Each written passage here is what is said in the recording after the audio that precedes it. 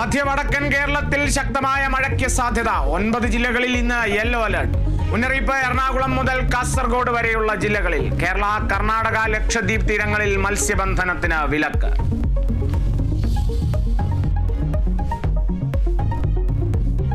മണ്ണിടിച്ചിലുണ്ടായ താമരശ്ശേരി ചുരത്തിൽ ഭാഗികമായി ഗതാഗതം പുനഃസ്ഥാപിച്ചു. ചെറുവാഹനങ്ങൾ ഒറ്റവരിയായി കടത്തിവിട്ടു തുടങ്ങി. വാഹനങ്ങൾ കടത്തിവിട്ടത് മഴ കുറഞ്ഞതോടെ. ഭാരവാഹനങ്ങൾ കുറ്റ്യാടി നാടുകാണി ചുരം വഴി പോകണം.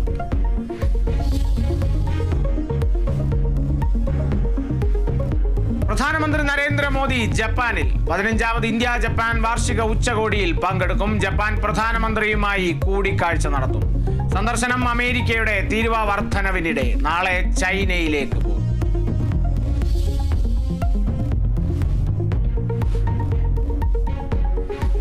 തിരുവനന്തപുരം ജനറൽ ആശുപത്രിയിലെ ശസ്ത്രക്രിയാ പിഴവിൽ പ്രതിഷേധത്തിന് പരാതിക്കാരി. സുമയ്യയും കുടുംബവും DMO ഓഫീസിന് മുൻപിൽ പ്രതിഷേധിക്കും.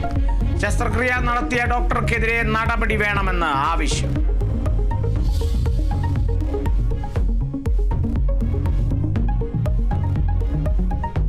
കൂത്താട്ടുകുളം നഗരസഭാ ചെയർപേഴ്സൺ സ്ഥാനത്തേക്കുള്ള തെരഞ്ഞെടുപ്പ് ഇന്ന്. കോൺഗ്രസിനൊപ്പം ചേർന്ന CPIM വിമത അംഗം കലാരാജു UDF സ്ഥാനാർത്ഥി.